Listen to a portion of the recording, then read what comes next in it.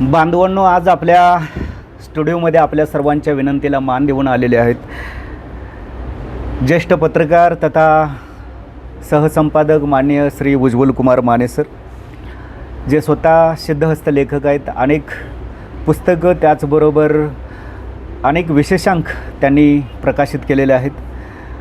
आदिवासी धनगर साहित्य संमेलनासह वेगवेगळ्या साहित्य संमेलनाशी ते थेट जोडले गेलेले आहेत. त्यांची ओळख करून द्यावी तेवढी थोडीच आहे, पण त्यांची विशेष ओळख म्हणजे ते अखंड होळकरशाही या गाजलेल्या आणि सर्वत्र गाजत असलेल्या पुस्तकाचे सिद्धहस्त लेखक आहेत. आणि आपल्या सर्वांना माहिती आहे की येत्या 31 तारखेला पुण्यश्लोक लोकमाता राजमाता अहिल्यादेवी होळकर यांची जयंती आहे आणि या अनुषंगानंच आपण आज त्यांच्याशी या ठिकाणी चर्चा करणार आहोत.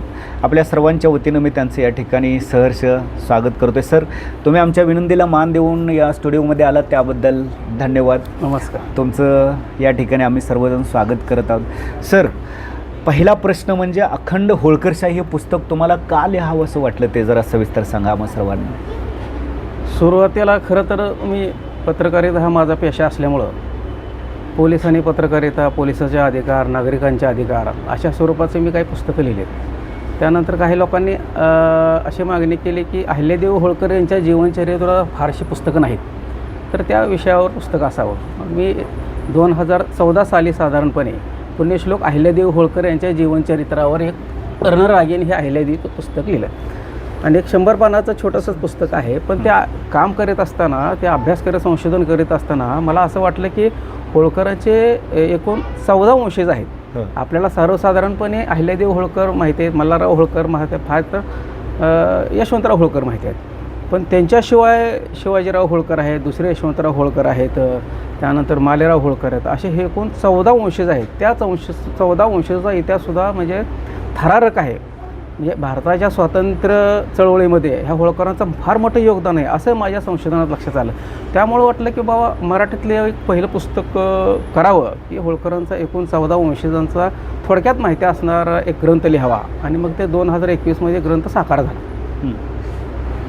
सर, हे जे पुस्तक तुम्ही लिहिलेलं आहे त्या पुस्तकामध्ये होळकरशाहीचे विविध म्हणजे पैलू तुम्ही या ठिकाणी मांडले, जगासमोर आणलेले आहेत. त्यातला महत्त्वाचा भाग जो मला आवडला तो सांगतो, तो म्हणजे द्वितीय यशवंतराव होळकर.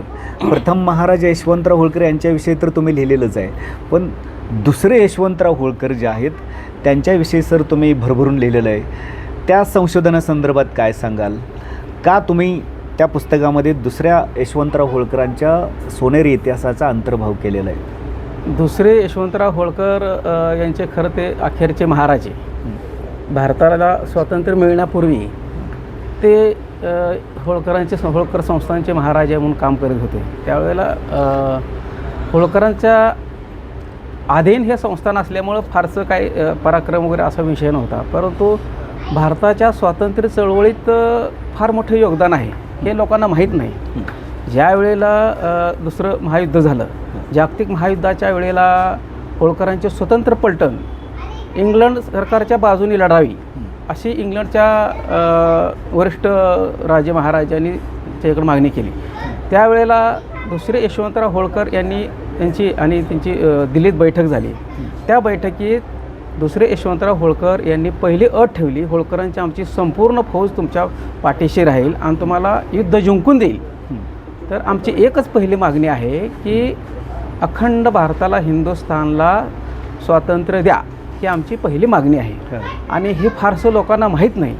तर हे माझं संशोधन आहे आणि हे माझ्याकडे सगळे ते पुरावे आहेत.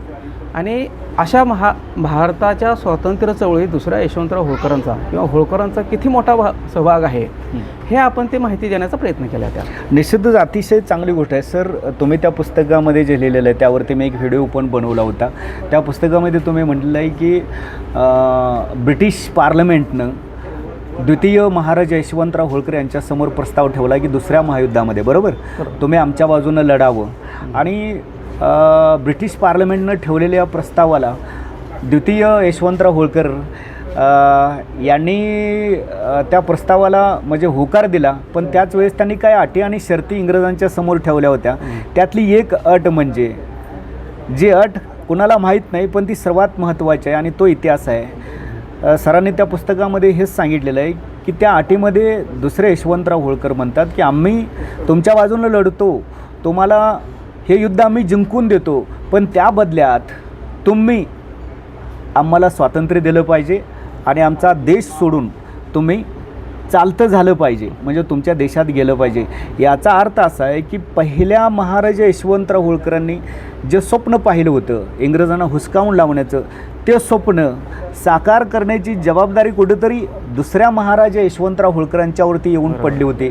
आणि म्हणून दुसरे महाराजा यशवंतराव होळकर देखील या ठिकाणी इंग्रजांच्या समोर त्या प्रस्तावाला उत्तर देताना अट ठेवतात की आम्ही तुमच्या बाजूनं आमच्या होळकरी फौजा दुसऱ्या महायुद्धामध्ये उतरवतो, पण त्या बदल्यामध्ये तुम्हाला हा देश सोडून चालतं व्हावं लागेल. बरोबर. आणि त्यानुसार त्या अटीनुसार दुसऱ्या यशवंतराव होळकरांनी इंग्रजांच्या बाजूनी होळकरांच्या कवायती फौजा दुसऱ्या महायुद्धामध्ये उतरवल्या.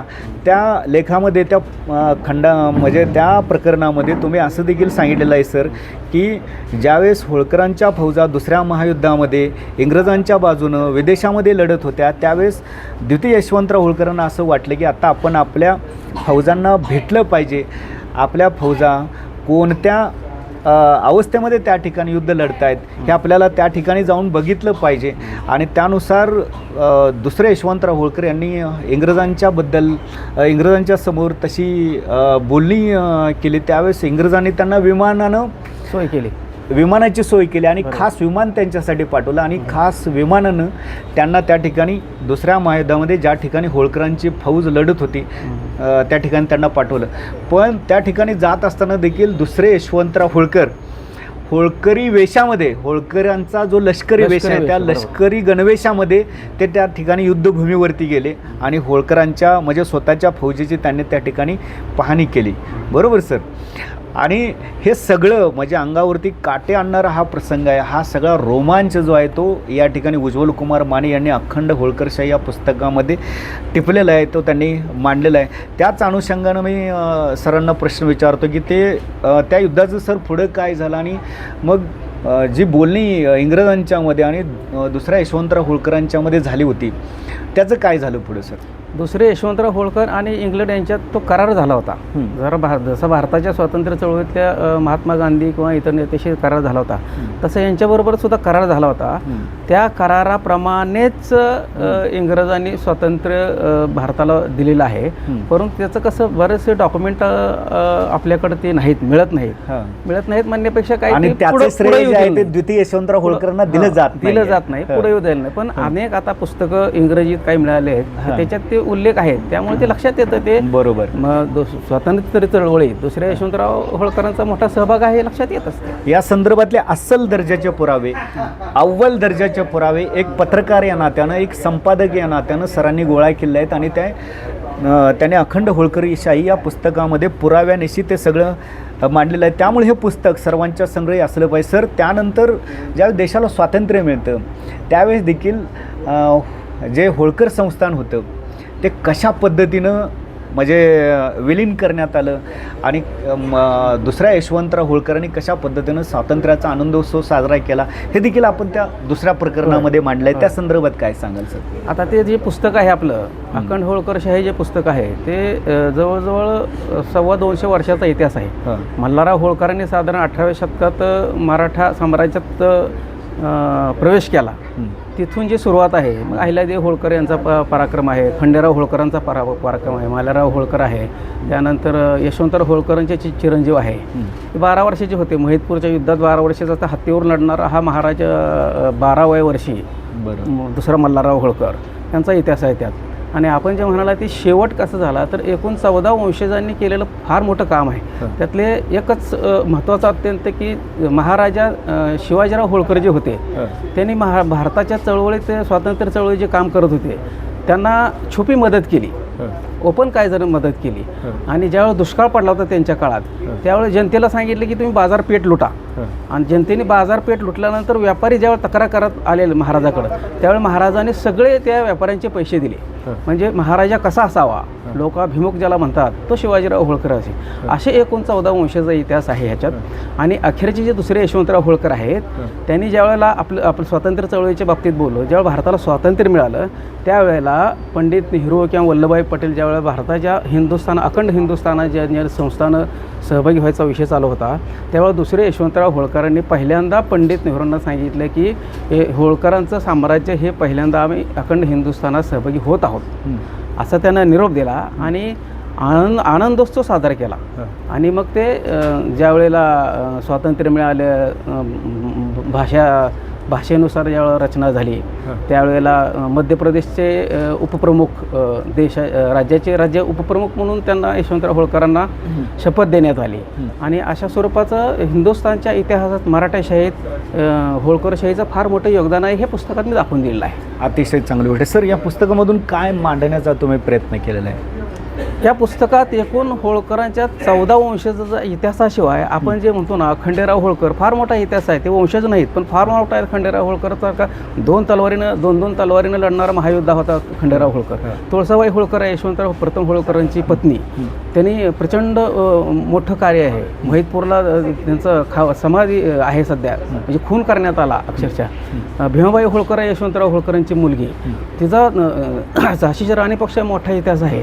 मग हे 14 वंशजाशिवाय इतर जी पात्र आहेत ती सुद्धा त्या अखंड होळकरशाहीत आपण घेण्याचा प्रयत्न केला आहे. बरं, किती पानांचं हे पुस्तक आहे? साधारण हे 300 पानाचं पुस्तक आहे. मराठीतलं आहे, सुटसुटीत आहे.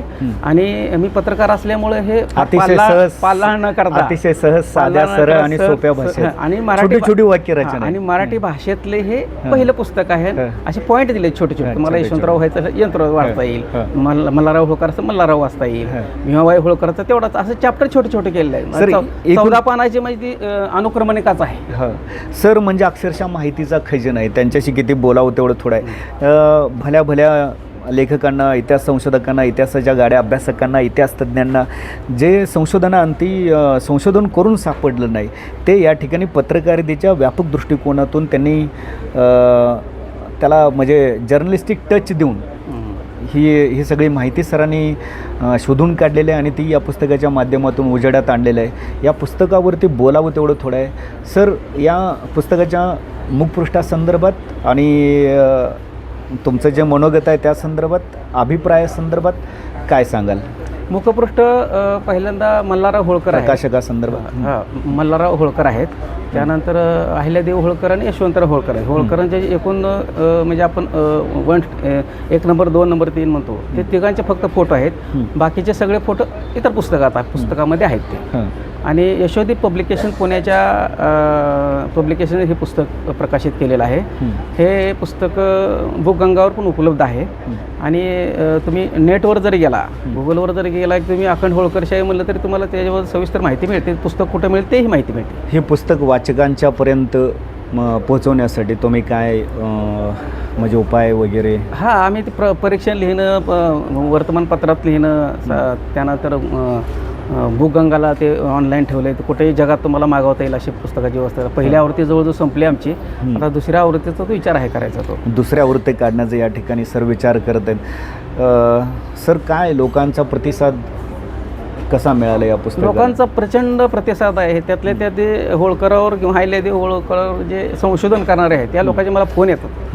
काही बाबा हे अडलं असेल तर हे कसं बाबा, ते कसं. त्यावेळेला आपण ते सांगतो आणि पुस्तक वाचून सुद्धा काही गोष्टी त्यांना लक्षात येत नाही. त्यावेळेला मला फोन करतात. कसं मिळवायचं हे पुस्तक? हे पुस्तक कसं मिळवायचं? घरोघरी पोहोच करायचं हे पुस्तक? ऑनलाईन झाले आता. बुकगंगावर तुम्हाला ते पुस्तक उपलब्ध मिळून जाईल. ऑफलाईन पाहिजे असेल तर? ऑफलाईन पाहिजे असेल तरी पुण्यात यशोदीप पब्लिकेशन्स आहे, त्यांचं ऑफिस आहे, तिथून पुस्तक मिळेल.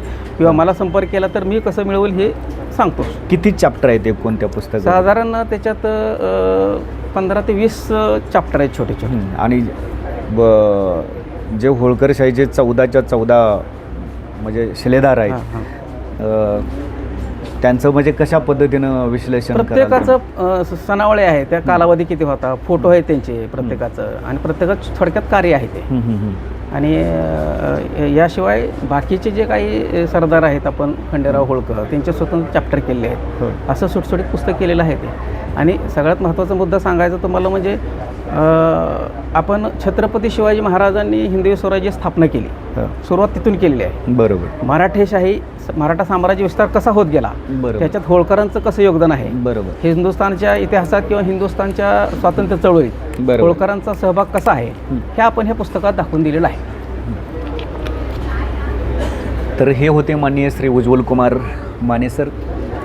आणि पुस्तकांची तोंड ओळख या विशेष कार्यक्रमामध्ये आज आपण अखंड होळकरशाही या पुस्तकाची तोंड ओळख या ठिकाणी करून घेण्याचा प्रयत्न केला आहे. सरांच्या बरोबर मी वेगवेगळ्या विषयावरती या ठिकाणी चर्चा करणार आहे, पण वेळेचं बंधन आहे. या ठिकाणी प्राचार्य मधुकर सलगरे सर यांच्या पुस्तकाचं प्रकाशन होणार आहे आणि ती वेळ जवळ आलेली आहे. त्यामुळे आम्ही ही जी चर्चा या ठिकाणी थोडक्यात या ठिकाणी तुर्तास थांबवतोय. पण याच पुस्तकावरती परत पुढच्या व्हिडिओच्या माध्यमातून या ठिकाणी मी आपल्या भेटीला येईल. धन्यवाद सर आमच्याशी बोलल्याबद्दल. नक्की बोलूया. धन्यवाद.